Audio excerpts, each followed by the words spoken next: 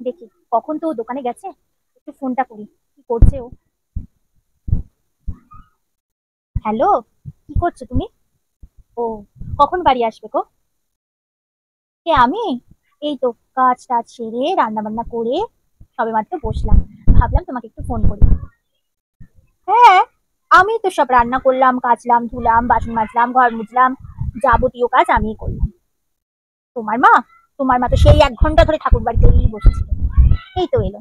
তারপর তোমার মাকে খেতেও দিলাম। হ্যাঁ। না, না, বলো। সারাদিন জানো না, শুধু বলে এইটা করো, ওইটা করো, সেইটা করো। আর বলো না, জানো তো, তোমার মা তো নিরামিষ খায়, ছোঁয়াছানিটাও পর্যন্ত খায় না। আর একটু ছোঁয়াছানি লেগে গেছিল, তার জন্য কি করলো, আবার প্রথম থেকে শেষ অব্দি রান্না করলাম জানো। আর ভালো লাগে না আমার। কি বলে কে জানে, শুধু গুজুর গুজুর গুজুর গুজুর। একটু সময় পেলেই যতক্ষণ কাজ করবে ততক্ষণ কাজের মধ্যে থাকবে। যেই কাজ করবে অমনি পরের ধারে ফোন করবে করে আমার যত আমার নামে নিন্দা চর্চা সব করতে থাকবে। কি শান্তি পাই কে জানে করে। আমরাও তো বাবু সংসার করছি, আমরা স্বামীর কাছে কানে টু শব্দ কোনো লাগাই নেই। সব ইয়া করে কানের ধারে সব গুজুর গুজুর করবে। আর ছেলে তখন বাড়ি আসে মুখ ভার করে থাকবে, মনে হয় না আমি কোনো কত অপরাধ করেছি একদম। শুনছি কি বলো? টিভিতে একটু বসে একটু সিরিয়াল দেখছি।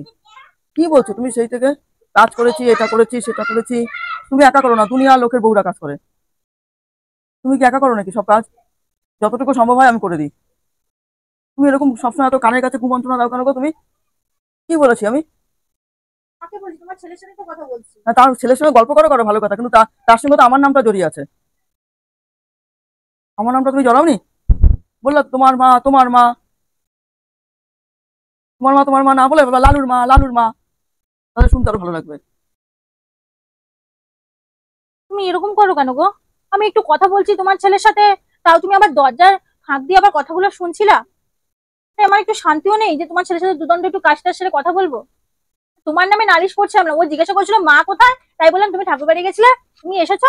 আর বলছি তুমি তো এই তো সারাক্ষণ শুধু বলবে নিরামিষ আমিষ নিরামিষ আমিষ করতে করতে ছোঁয়া লেগে গেছিল বলে আমার প্রথম থেকে শেষ অব্দি আমাকে রান্না করালা। তাই বলছিলাম, স্পষ্ট কথাই বলছি। আমার তো সবেতেই আবার কান পেতে আড়ি পেতে শোনা, বউ কি কথা বললো না বললো। কিন্তু অন্য কারোর সাথে বলছিলাম না, তোমার ছেলের সাথেই বলছিলাম, তাতেও দোষ।